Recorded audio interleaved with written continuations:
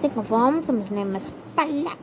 Sum had always dreamed big. Not just tall building big or mountain big, but space big.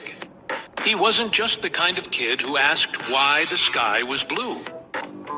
He wanted to know what would happen if someone jumped all the way from space down to Earth. One evening, after reading a book about space, his mind wandered as usual.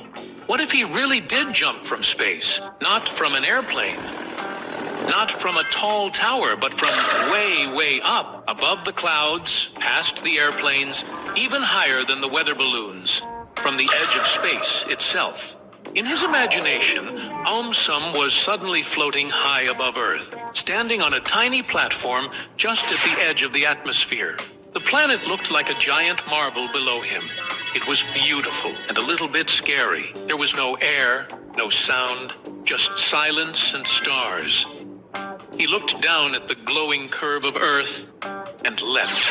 At first, nothing much happened. That was the weird part. There was no air up there to push against him, so he didn't feel like he was falling. He was just floating downward slowly, calmly. But the calm didn't last long. As he got closer to Earth, things began to change. Sum's body started picking up speed. The invisible pull of gravity, gentle at first, became stronger and stronger. Soon, he was zooming downward at hundreds of kilometers per hour. But it didn't stop there. He was in what grown-ups called free fall, and he was heading straight for Earth like a human comet. As he passed into the upper layers of the atmosphere, the air began to thicken. That's when he really started to feel the fall. The wind roared past his ears. He was falling so fast that the air around him was heating up from the friction. But Sum had thought ahead. His suit had a special shield, just like the ones used on spacecraft that come back to Earth. It protected him from burning up as he blasted through the sky. As he got lower, he remembered something important: terminal velocity. It's the fastest speed someone can fall through air, when gravity pulling down and air pushing up become balanced. Sum had now reached that speed, and it was still really, really fast.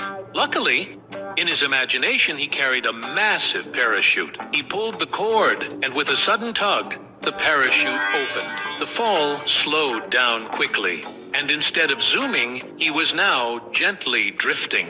Finally, he touched down safely, his feet landing on the ground with a soft thud. His journey from space was complete.